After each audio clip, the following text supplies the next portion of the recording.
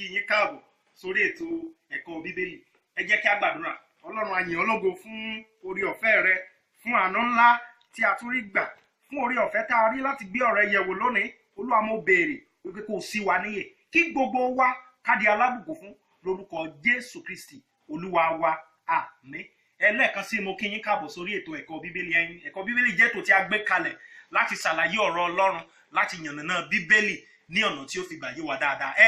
A ti wà lórí ẹ̀kọ́ tí a pè ní ìhìnrere Jésù Kristi. A sì rí pé ìhìnrere jẹ́ ìròyìn ayọ̀, ó jẹ́ ìròyìn tó gbọdọ̀ sọ ènìyàn di ẹni ìgbàlà, àti pé ó jẹ́ ìròyìn tó wà fún gbogbo ènìyàn. Gbogbo ènìyàn ni, kò sójú ṣáájú, kò sí pé bóyá odó pin àbó odó bẹ́ẹ̀ àbí àbọ́mọdé ni àbágbàlagbà.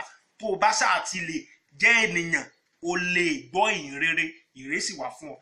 Lọ́sẹ̀ tó kọjá a sọ pé ìhìnrere ó dálé lórí ìdáríjì ẹ̀ṣẹ̀. Bàbá sọ pé ó dálé lórí ikú àtàjíǹde Jésù Kristi. Ohun tá à ń sọ náà ni wípé ó dá lórí ìdáríjì ẹ̀ṣẹ̀, torí pé ikú àti àjíǹde Jésù Olúwa òun náà ló fún wa ní ìdáríjì ẹ̀ṣẹ̀. Mo fẹ́ ká tún wo àpẹẹrẹ ìhìnrere nínú ìwé Iṣẹ́ àwọn Àpọ́stélì lẹ́ẹ̀kan sí. Iṣẹ́ àwọn Àpọ́stélì orí 10 nínú ilé Kọ̀nílíù.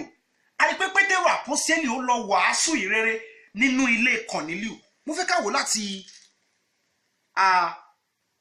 ẹsẹ̀ ìkíní bí Bíbélì ṣe ṣàlàyé irú ẹni tí Kọ̀nílíù jẹ́.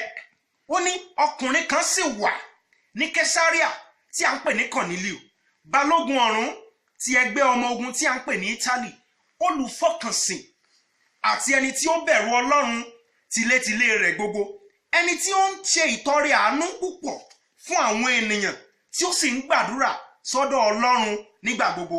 Ẹ̀rí báyìí, ẹ̀rí pé kí Pétérù Àpọ́stélì tó lọ wàásù nínú ilé Kọ̀nílíù ni a ti fi àpèjúwe yìí láti fi júwe rẹ̀.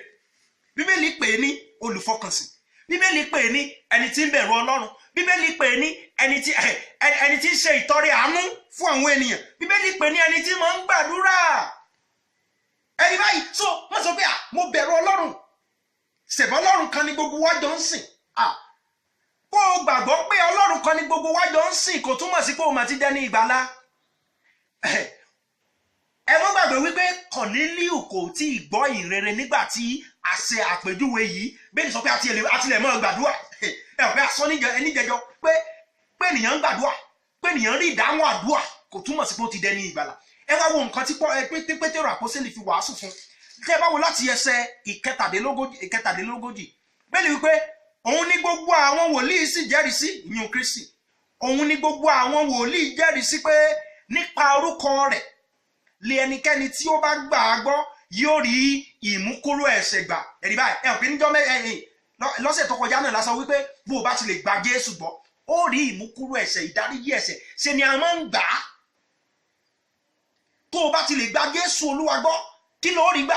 Ó rí ìdáríjì ẹ̀ṣẹ̀ gbà. Òun ni Pétérù Àpọ́stélì náà tún wàásù fún Kọ̀nílíù níbí yìí. Ẹni pé Pétérù Àpọ́stélì sọ pé ṣe bó bẹ̀rù Ọlọ́run, ṣe bó máa ń gbàdúrà, ṣe bó máa ń ṣe ìtọrẹ àánú. Ìyún náà ti dáa. Irọ́ o kò tí ì dáa. Pé mò ń ṣe iṣẹ́ rere, pé mi ìbá tẹ èèyàn jẹ́, mi ìbá tẹ ẹni ẹlẹ́ni jẹ́, mò ń san sàká, kò túmọ̀ sí pé o ti dẹni ìgbàlà o.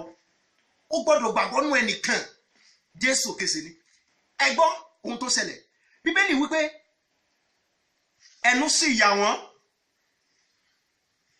Káti ẹ̀ tó lọ sí gbogbo èyún. Bíbélì wípé òun ni gbogbo àwọn wòlíì jẹ́rìí sí pé nípa orúkọ rẹ̀ ní kí ẹnikẹ́ni tí ó bá gbà á gbọ́ kí ó lè rí ìmúkúrò ẹ̀ṣẹ̀ gbà. Ló bá tán. Bí ènìyàn ṣe ń di ẹni ìgbàlà yẹn. Ẹni pé kí Pétérù Àpọ́stélì tó lọ sí ilé Kọ̀nílíù yẹn, ó mà ríran, ó mà rí áńgẹ́lì pé mo mà ń ríran, mo ń lálàá, mo máa ń rí nǹkan. Kò mọ̀ túmọ̀ sí pé o ti rẹ ní ìgbàlà. O gbọ́dọ̀ gbàgbọ́ nú ọkàn rẹ pé àjí Jésù Olúwa dìde kúrò ní òkú, ó tán o. So lónìí la parí ẹ̀kọ́ tí a pè ní ìhìnrere Jésù Kristi. Tó bá dọjọ́ mẹ́jọ a wá tún bẹ̀rẹ̀ ẹ̀kọ́ mìíràn.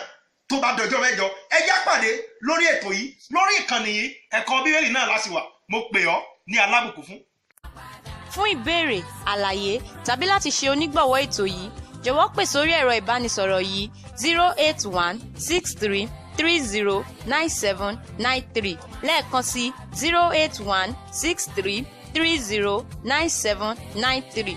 Ẹ tún lè fi àtẹ̀jíṣẹ́ ránṣẹ́ sí orí ímeèlì wa ẹ̀kọ́bíbélì1@gmail.com. Jésù ni Olúwa. Jésù